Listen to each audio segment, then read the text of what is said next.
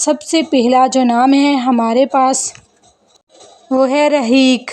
رحیق کا مطلب ہے خالص خوشبو، خالص۔ سیکنڈ نمبر پہ نیم ہے اقراش، اس کا مطلب ہے قیمتی پھول، قیمتی جڑی بوٹی۔